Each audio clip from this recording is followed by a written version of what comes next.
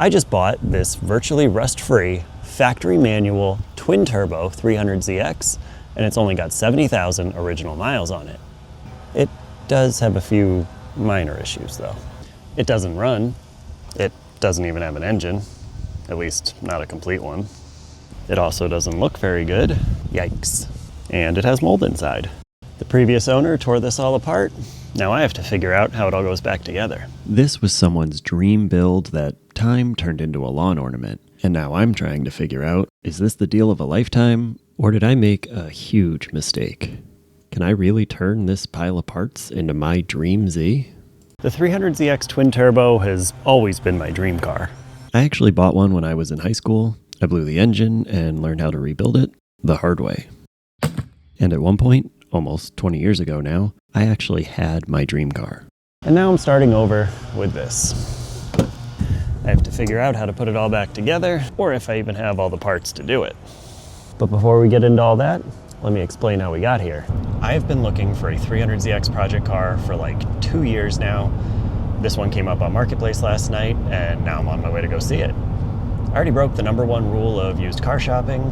I am emotionally invested. I really want it, so I think no matter how bad it is, I'm probably coming home with it. The car seemed pretty much like the seller had described, and it came with a ton of extra parts, so after terribly negotiating no money off the asking price, I bought it. Then we loaded it up on the trailer and headed home. My driveway is not great for a car guy. I'm not even sure I'll be able to get this car out once it has an engine and a bumper, but that's a problem for future me. Getting it up the hill was a little sketchy, but we did it. Fortunately, there's no exhaust to scrape on the crest of the driveway, and again, that's a problem for another day. I got some helpers to put the car in what's hopefully not its final resting place under the carport. And now here it is. So let's see what I actually got. This thing is virtually rust-free, at least for a New England car. There's just a little surface rust here, here, and here. The underside is near perfect, which is incredible. Obviously the pinch welds are bent over because they're all like that, but at least they're all there. I was able to take a look under the car before I bought it, and there is literally no rust on the bottom. The previous owner told me this car came from New Mexico. I didn't run a Carfax or anything, but I believe it.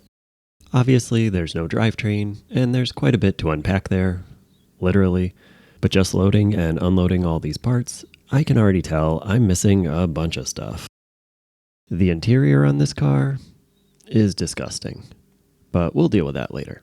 The rear end is one of the main reasons I wanted this car, and no, it's not that peeling old tint. That actually makes me want to rip out what's left of my hair. It's down here. This has a bunch of cool stuff, including a rebuilt JDM limited slip differential, GK Tech rear suspension setup, including the dual caliper knuckles, so I can increase these miles per mile with a hydraulic handbrake, and it even has brand new coilovers. Whenever I start feeling a little overwhelmed with this project, I just take a peek under here, and that makes me smile. But the big question now is, do I have everything I need to put this back together? Right now, I'm not sure what's usable or what's missing, so now I have to start going through this stuff.